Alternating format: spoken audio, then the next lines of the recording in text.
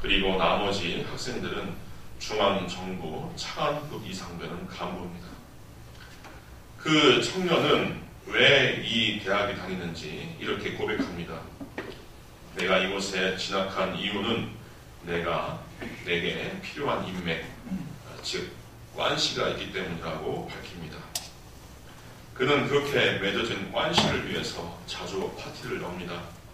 때로는 호화 별장에서, 때로는 바닷가에 나가 요트를 타고 선상에서 연락을 합니다. 최고급 와인과 술이 등장하고 미녀들이 초청된 자리죠. 다들 부러워할 것 같은 삶인데 이 다큐멘터리 마지막에 그 부자 청년은 이렇게 고백합니다. 저는 중국 사회가 기형적이라고 생각합니다. 돈 벌기가 어렵고 인간관계가 복잡해서 서로 속고 속이지요. 저는 이 다큐멘터리를 보고 중국의 정신적인 스승인 공자를 떠올리게 되었습니다. 공자의 어록이 기록되어 있는 논어의 첫 장은 이렇게 시작합니다. 배우고 그것을 때때로 익히면 기쁘지 아니한가. 그리고 다음 절은 벗이 먼 곳으로부터 찾아온다면 즐겁지 않겠는가. 좀 거창하게 좀 시작할 만한데 이 정도 이야기를 왜 꺼냈을까? 우리 요한복음을 보면 태초에 말씀이 계시니라. 말씀이 하나님과 함께 했으니 이 말씀은 곧 하나님이라. 이렇게 시작하는데 보자. 벗이 먼 곳에서부터 찾아온다면 즐겁지 않겠는가. 이렇게 시작하고 있거든요. 공자의 일생을 좀 아는 사람은 여기에 눈물 나는 공자의 일대기가 숨겨져 있다고 하는 것을 압니다. 공자는 원대한 이상과 또 깊은 심오한 정치 철학을 갖고 있던 사람이었습니다. 그런데 심중에 있는 이 정치 철학과 이상과 이 도학을 알아줄 수 있는 그러한 주군을 찾으려고 전국 방방곡곡을 돌아다녔죠. 이 마음에 있는 이 위대한 이 철학을 받아줘서 정말 이 참된 이 성도를 펼칠 수 있는 그런 임금 하나를 좀 만났으면 좋겠다. 내 가슴에 있는 이 위대한 이상을 알아줄 만한 주군을 좀 만났으면 좋겠다 하면서 이른바 주유천하를 했습니다. 주유천하. 천하를 방방곡곡 돌아다니는 겁니다. 하지만 결국 뜻을 이루지 못하고 자기의 이상을 이루지 못하고 평범하게 죽었습니다. 그가 유명해진 것은 증자나 맹자 이후에 제라들이 그를 조명하고 또 공자에 대해서 소개해 나가서 그랬지 알아주지 못한 삶을 살다간 사람이었습니다. 그런 공자의 입장에서 자기의 이상과 꿈과 비전을 알고 먼 곳을 마다하지 않고 찾아오는 친구가 있더라면은 이게 내 인생에서 가장 기쁜 것이다. 이렇게 고백을 한 것입니다. 오늘 함께 있는 본문에서 예수님도 이 친구의 문제에 대해서 가르치시죠. 심지어 예수님은 우리에게 친구라고 칭해 주십니다. 친구. 어떻게 인생이 하나님의 친구가 될 수 있다고 합니까? 그런데 예수님은 우리를 두고 친구라고 서슴없이 말씀하십니다. 이것이 21세기 한국 사회를 살아가는 그리스도인들에게 어떠한 의미가 있을까? 이 시간에 그것을 함께 생각하면서 말씀의 은혜를 나누고자 합니다. 친구의 정체, 친구의 의미를 우리가 새겨보고 우리가 그 의미를 추적하면 참 깊고도 심오합니다. 어렸을 때부터 달고 사는 것이 친구이기 때문에 그게 신통한 것이 있겠느냐 하지만 생각해보면 생각해볼수록 참 오묘한 의미가 친구라고는 관계에 담겨져 있어요. 타인입니다. 피 한 방울 섞여 있지 않습니다. 그러나 가족처럼 됩니다. 가족처럼 돼요. 또 가족도 아니지만 함께 시간을 보내고 싶어 합니다. 뵐 수 있는 대로 만나고 싶고 가까이 두고 싶고 이야기하고 싶고 좋은 일은 좋은 일대로 굳은 일은 굳은 일대로 함께 나누고 싶습니다. 그렇게 더불어 살고 싶어하는 존재가 친구지간입니다. 그리고 보지 않으면 그리워지고 그 삶이 궁금해집니다. 이상하죠. 피 한 방울 섞여 있지 않고 나와 무관한 존재일 수 있는데 왜 그렇게 이루어질까요? 우리나라 시인 유한지는 질환지교를 꿈꾸며 라고 하는 시에서 이 친구의 의미를 이렇게 쓰고 있습니다. 저녁을 먹고 나면 허물없이 찾아가 차 한 잔을 마시고 말할 수 있는 친구가 있었으면 좋겠다. 입은 옷을 갈아입지 않고 김치 냄새가 좀 나더라도 흉보지 않을 친구가 우리 집 가까이 있었으면 좋겠다. 비 오는 오후나 눈 내리는 밤에도 고무신을 끌고 찾아가도 좋은 친구. 밤늦도록 공허한 마음도 마음 놓고 보일 수 있고 아버지 없이 남의 이야기를 주고받고 나서도 말이 날까 걱정하지 않을 친구가 사람이 자기 아내나 남편, 형제나 제 자식하고만 사랑을 나눈다면 어찌 행복해질 수 있으랴. 참 좋은 시죠. 그렇게 친구라는 의미가 깊고도 오묘합니다. 남녀간의 사랑이라고 하는 것은 생물학적으로 생육과 번식을 위한 목적이 있어요. 그래서 그런 에로스 사랑은 우리의 욕망에 근거하고 있습니다. 그러나 친구의 사랑은 그렇지 않거든요. 이상합니다. 에로스 사랑이 아님에도 불구하고 조건 없이 그리워하는 관계가 이 친구지간입니다. 더군다나 친구가 실수를 하고 죄를 지었다고 하더라도 내 편이 될 수 있습니다. 내 편. 사람이 실수를 하고 큰 죄를 지었을 때 곧잘 옳고 그름의 문제로 보고 또 시시비비를 가기로 합니다. 그러나 친구지간에는 그렇지 않아요. 입장 바꿔서 내가 저 친구의 입장이라면 어떠할까? 무조건 그를 두둔하고 그의 입장에서 변호해주고 싶은 마음이 생깁니다. 세계 역사를 뒤져보면 이 친구지간의 우정으로 인하여 펼쳐졌던 희한한 사건들이 참 많습니다. 주전 6세기의 고대 그리스에서도 친구를 대신해서 교수형을 자청했던 남원이라고 하는 사나이의 이야기가 있어요. 또 중국에서도 배가 절연이라고 하는 보사선거를 남긴 배가와 종작 이야기가 있죠. 늘 배가라고 한 사람이 거북물을 타면은 야, 이것은 폭포를 묘사하고 있네. 또 거북물을 타고 있으면 야, 이것은 바람 부는 하늘을 묘사하고 있네. 딱딱 알아맞추죠. 결국 자기의 그 곡을 알아주는 종자기가 죽으니까 배가라고 한 사람은 거북물을 끊어버리고서 더 이상 타지 않았다라고 하는 그런 이야기가 있습니다. 또한 성경에서도 유별난 우정을 보이는 대표적인 인물이 있습니다. 참 신기한 인물들이에요. 바로 다윗과 요나단입니다.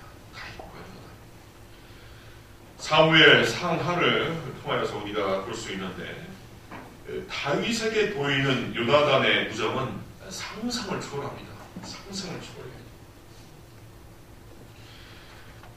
이 요나단은 사울 왕의 아들입니다. 왕위를 이어서 다음 군주가 될 수 있는 사람인데 다윗을 그렇게 흠모하고 사랑했습니다.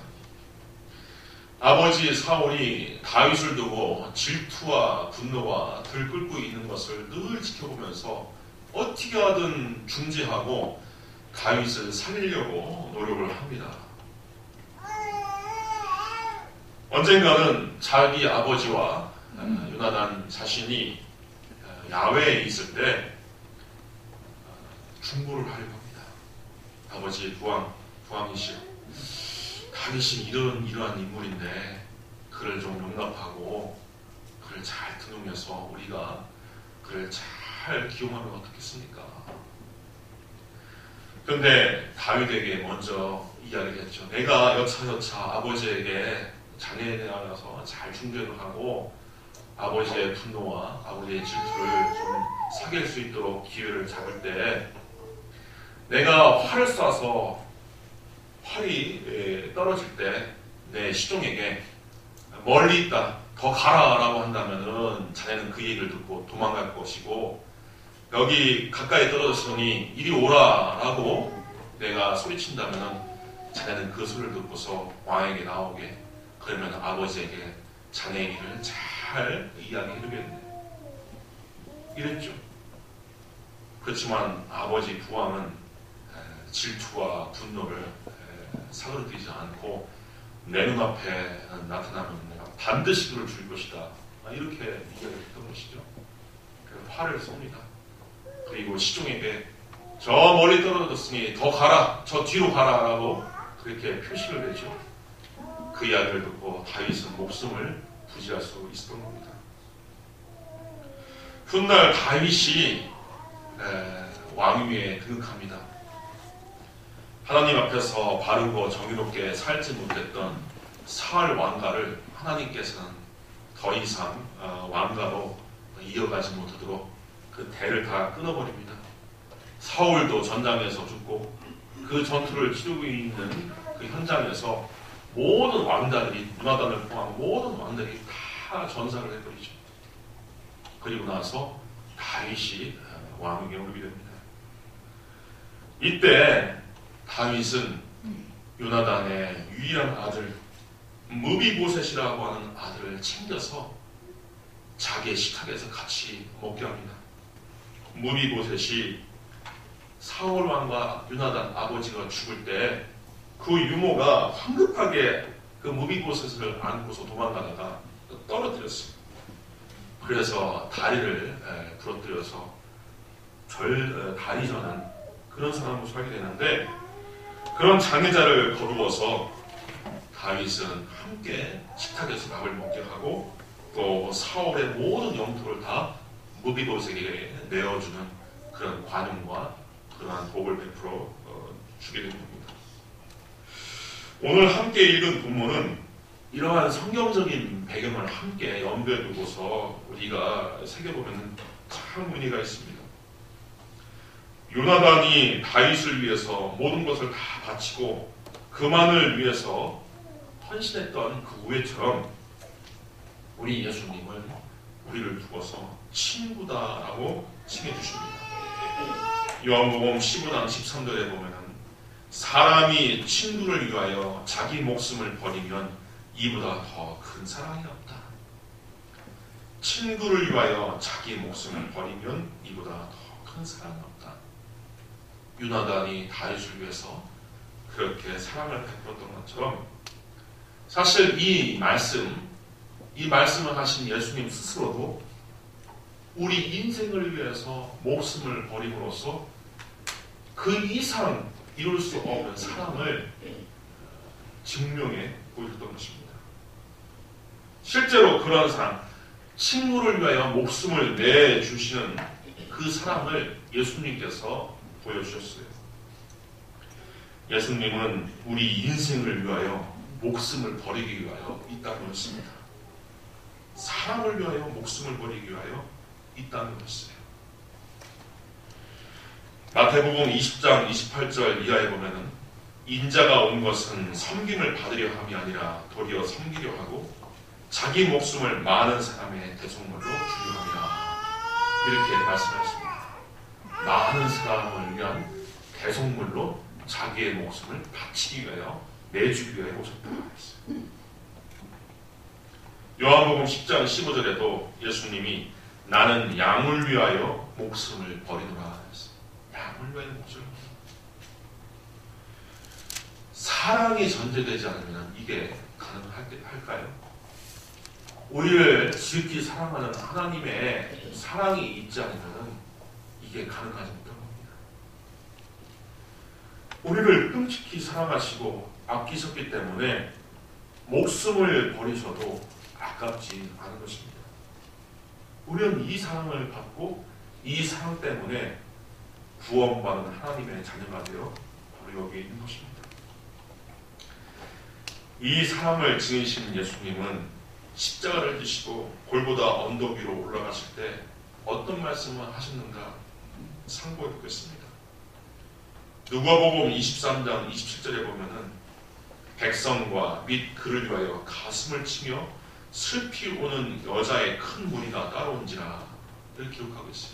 예수님께서 십자가를 지시고 죽기 위하여 골고다 산상으로 올라가실 때 예수님을 기억했던 사람, 예수님의 은혜를 입었던 사람, 예수님을 동정하는 사람들, 특히 여자의 무리가 예수님의 그 처절한 모습을 보면서 가슴을 치며 눈물을 흘리면서 예수님을 두고 우는 겁니다.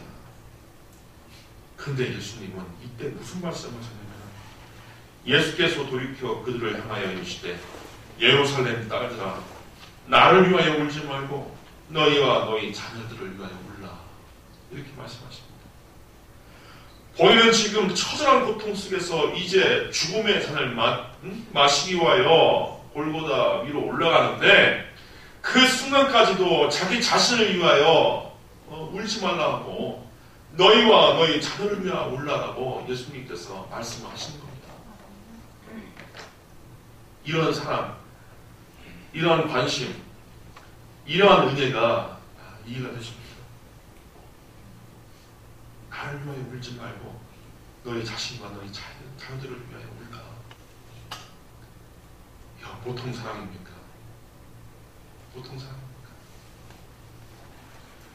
그랬던 예수님은 오늘 본문을 통하여서 우리가 분명한 예수님의 친구라고 하는 사실을 밝히셨습니다. 15절에 보니 이제부터 너희를 종이라 하지 아니하리니 종은 주인이 하는 것을 알지 못함이라.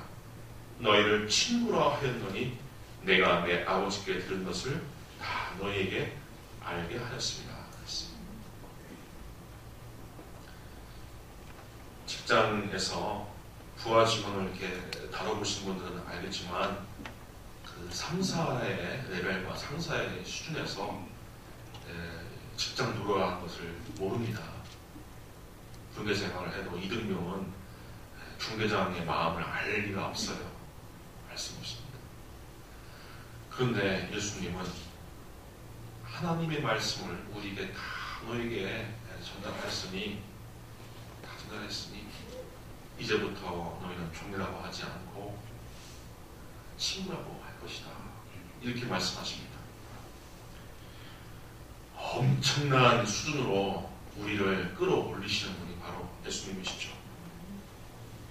그렇게 예수님을 통하여 우리는 하나님의 진정한 뜻이 무엇인지 아는 친구가 되었습니다. 특히 알을 통한 친구, 알을 통한 친구가 되었다고 하는 것을 우리가 주목해 볼 필요가 있습니다. 이 알미라고 하는 것은 이 성경적으로 이 머리에 쌓여있는 지식을 말하는 게 아닙니다. 머리에 쌓여있는 지식. 이것은 가짜 지식입니다. 성경상 이런 지식은 무익한 지식이라고 합니다. 그럼 뭐가 참된 알미냐? 요한일서 1장에서 우리가 힌트를 얻을 수가 있습니다. 태초부터 있는 생명의 말씀에 관하여는 우리가 들은 바요, 눈으로 본 바요, 자세히 보고 우리의 손으로 만진 바라. 이 생명이 나타난 바 된지라. 이 영원한 생명을 우리가 보았고 증언하여 너희에게 전하노니 이는 아버지와 함께 계시다가 우리에게 나타내신 바 된 이시니라.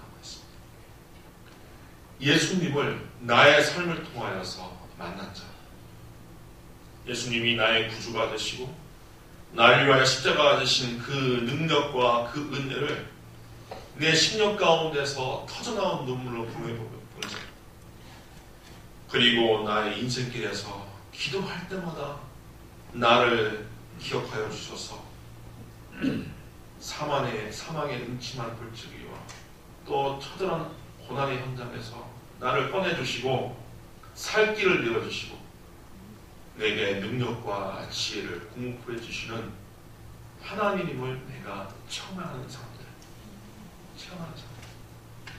관념적이고 지적이고 이성적인 삶이 아니라 이 체험적인 삶을 통하여서 예수님과 하나님을 알게 된 사람들, 바로 이 사람들이 예수님의 친구가 될 수가 있는 것입니다. 하나님의 영원한 말씀이 이 땅 위를 살아가고 있는 우리에게 구원으로서, 기도의 응답으로서, 하나님의 능력 있는 인도하심으로서, 우리의 앞길을 예비하심으로써 체험될 때 우리는 예수님을 안다라고 할 수 있고, 예수님 나의 친구다라고 고백할 수가 있는 것입니다. 우리 사랑하는 성도님들, 말씀 묵상과 기도 생활을 통하여서 이 살아계신 예수님을 깊이 체험하실 수 있기를 주님의 이름으로 부탁드립니다.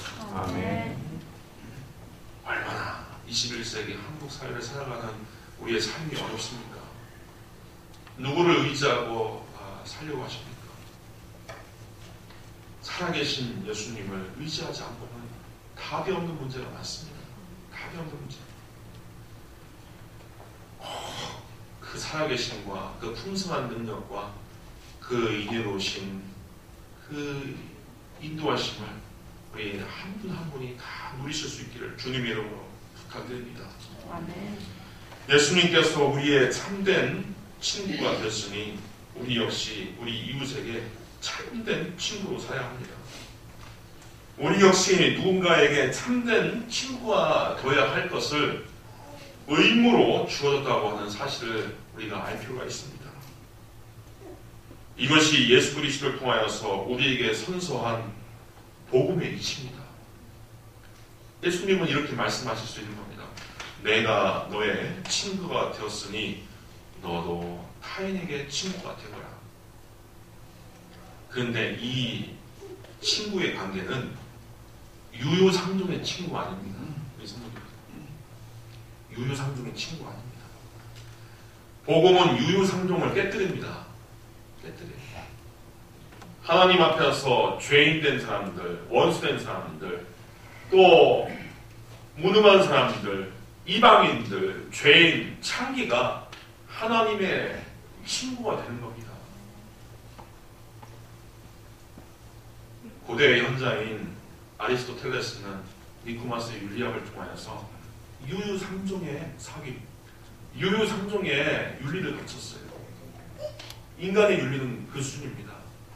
하지만 하나님의 복음, 예수 그리스도는 이방인과 창기와 죄인이 내 친구다 선포해 주시고, 나와 전혀 다른 사람들, 전적으로 다른 사람들을 환대하고 맞아주는 것이 복음의 능력이라고 하는 것을 친히 십자가를 통해서 가르쳐 줬습니다.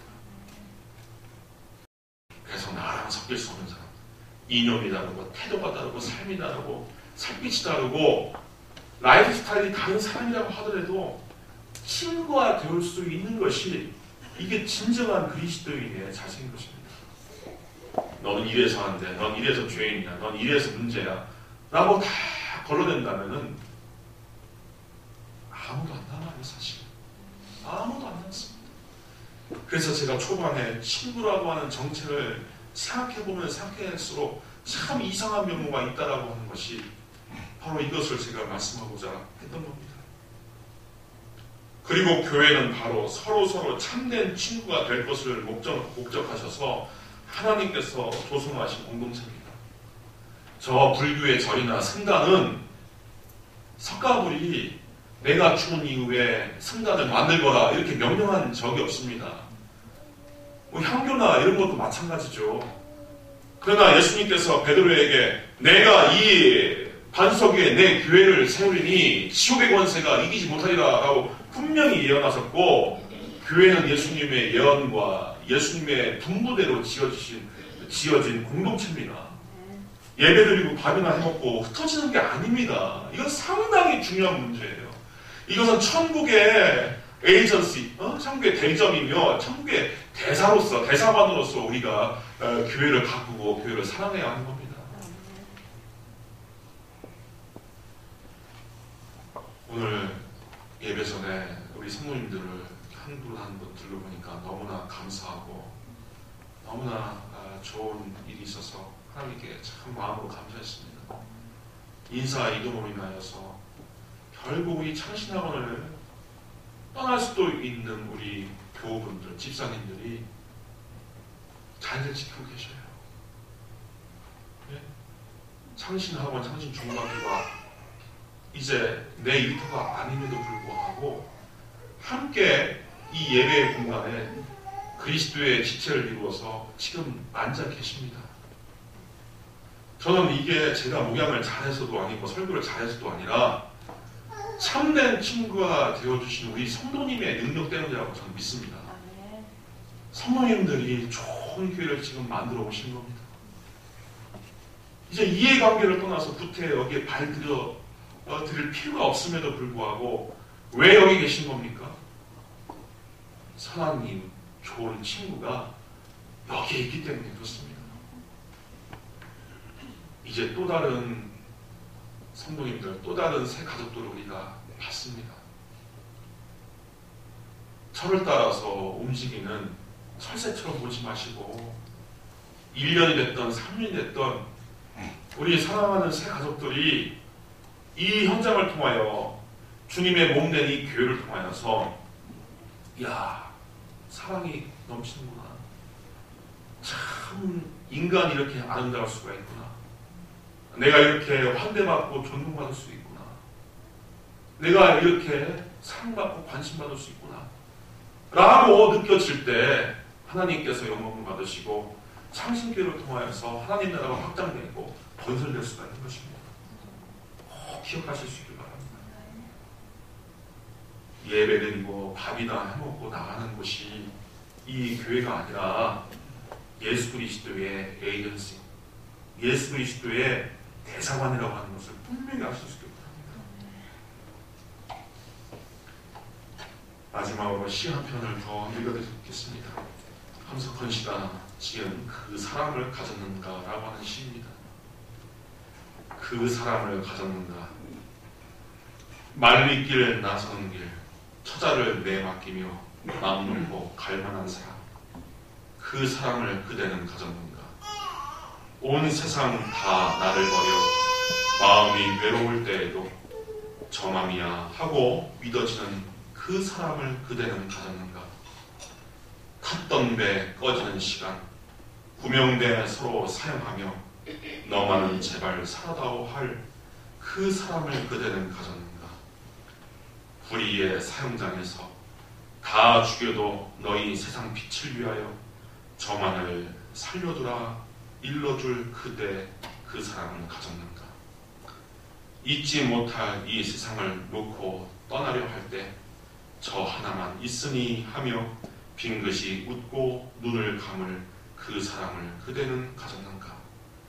온 세상의 찬성보다도 아니 하고 가만히 머리 흔들 그 한 얼굴을 생각해 알뜰한 유혹을 물리치게 되는 그 사람을 그대는 가졌는가.